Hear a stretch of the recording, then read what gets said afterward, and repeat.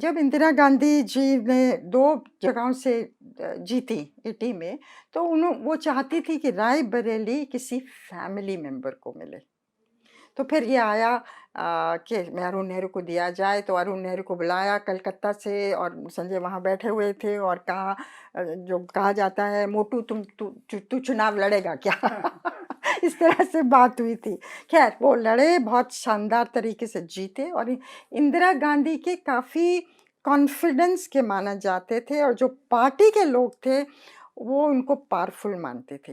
हालाँकि इंदिरा गांधी उनको fully trust नहीं करती थी, पर चाहती थी कि राजीव जो उनके सक्सेसर के रूप में वो देखती थी, उसके उनके साथ एक सपोर्ट सिस्टम होगा अरुण नेहरू द्वारा।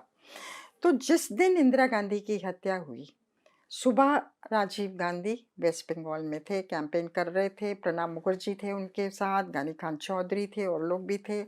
तो मीटिंग जब एड्रेस कर रहे थे तो प्रणब मुखर्जी ने चिट भेजी थी उनको कि मीटिंग को स्पीच को छोटा करिए। तो राजीव ने तुरंत एंड किया। फिर प्रणब मुखर्जी ने उनको बताया कि ऐसे ऐसे खबर आई है, तो तुरंत ये लोग वापस गए। तो प्लेन खड़ा हुआ था और फिर उसमें उमा शंकर दीक्षित और लोग भी थे जिन्होंने सुना था इंदिरा जी के बारे में। जब ये लोग प्लेन में आए तो राजीव तो बार बार कॉकपिट में जा रहे थे लेटेस्ट न्यूज़ के लिए, और बहुत जल्द ही वो कॉकपिट से निकले और कहा she is no more, she is dead. So then एकदम हक्का बक्का हो गए लोग। फिर ये स्टार्ट हुआ कि कौन जगह लेगा, कैसे ट्रांजिशन होगा।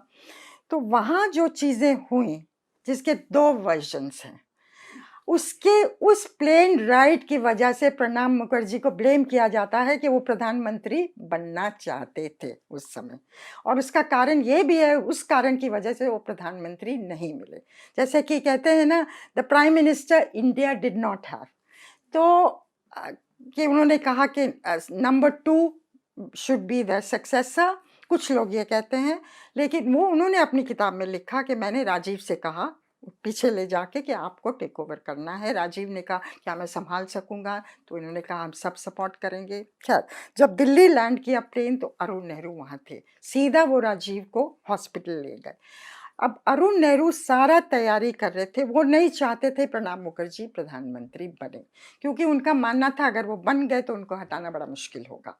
वो चाहते थे राजीव बने, राजीव अगर बनेंगे तो फिर उनकी भी चलेगी through Rajiv. Rajiv inexperience, nice, well meaning इस तरह के थे उस समय, तो उनकी चलेगी। तो जिस तरह उन्होंने मैनूवर किया उस शाम को, एक तो ज़ैल सिंह को भी लेने गए, ज़ैल सिंह एग्री कर गए।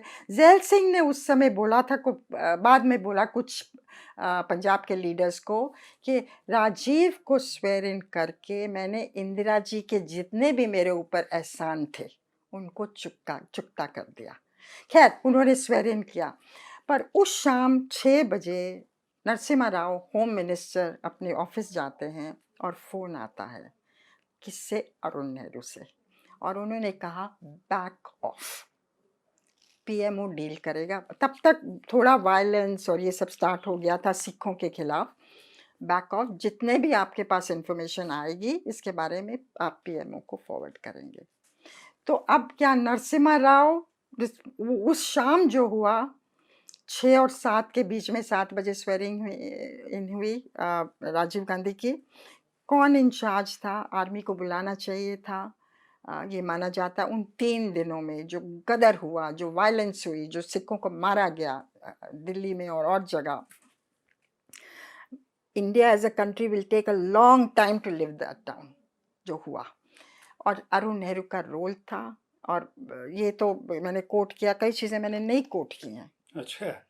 जो कि जिस तरह से जो कहा गया और प्लान किया गया,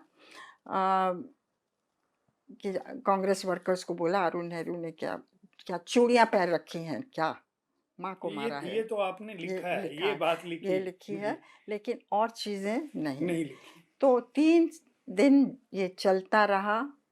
जब अंत्येष्टि हुई, क्रिमेशन सब हुआ, उसके बाद दिल्ली ठंडा हुआ, तब आर्मी को बुलाया गया। अब आपने जो पूछा राजीव गांधी को क्या पता था, ऐसा कुछ मतलब माँ की बॉडी के पास थे। मेरा भी ये असेसमेंट है, जो मैंने पढ़ा और देखा और सुना लोगों से, कि शायद राजीव गांधी को नहीं पता था एक्चुअली क्या हो रहा है, और वो नेहरू सारा संभाल रहे थे। लेकिन बाद में इलेक्शन कैंपेन के दौरान उन्होंने इसको भुनाने की कोशिश की, और ये कहा था, आपको याद है, बहुत जी मशहूर जी चीज जी है, कि जब बड़ा पेड़ पेड़ गिरता गिरता है है तो धरती हिलती हिलती है। है जी। तो मतलब एक तरह से कंडोन किया कि